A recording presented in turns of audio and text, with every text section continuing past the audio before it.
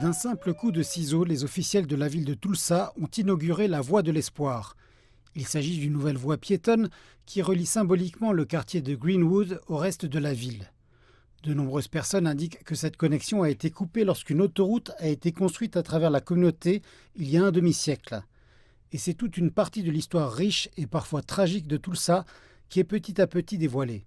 Nous constatons non seulement localement mais aussi nationalement que le partage de cette histoire trouve un réel écho auprès des gens. Venita Cooper, une habitante de Tulsa, fait référence au massacre racial de Tulsa de 1921, au cours duquel des centaines de Tulsans afro-américains ont été tués par leurs assaillants blancs lors d'un violent déchaînement de haine qui est commémoré exactement 100 ans plus tard. Notre rôle consistait vraiment à faire connaître cela au monde, à trouver un moyen de mettre en lumière cet événement.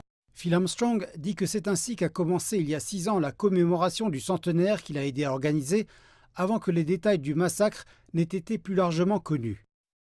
À présent, la question est, que faisons-nous à partir de là? Et il s'agit de réparer les blessures, il s'agit de raconter la vérité.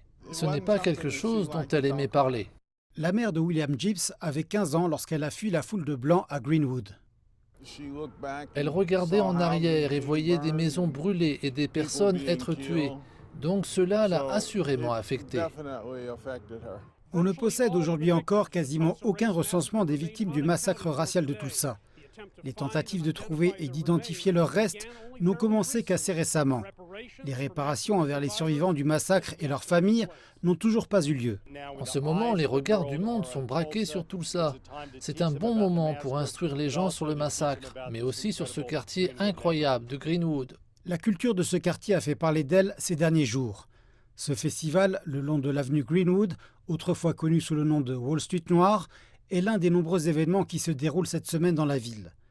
Le musée d'histoire Greenwood Rising, situé juste au coin de la rue, est également sur le point d'ouvrir. Son objectif est de raconter le massacre ainsi que d'aborder des questions plus larges. Comme les relations entre la police et la communauté, Black Lives Matter, l'incarcération massive, les manquements en termes d'éducation, les disparités en termes de santé, etc. Il s'agit de proposer une ligne de traverse entre le passé et le présent, à une époque où les tensions raciales ne sont jamais loin d'affleurer à la surface.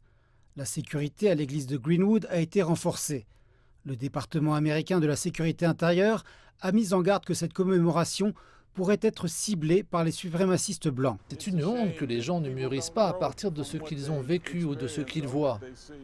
Des progrès ont été réalisés, je le reconnais, mais il nous reste encore tellement de chemin à parcourir. Pour y parvenir, William Gibbs dit qu'il est crucial d'apprendre du passé lors de rassemblements comme celui-ci.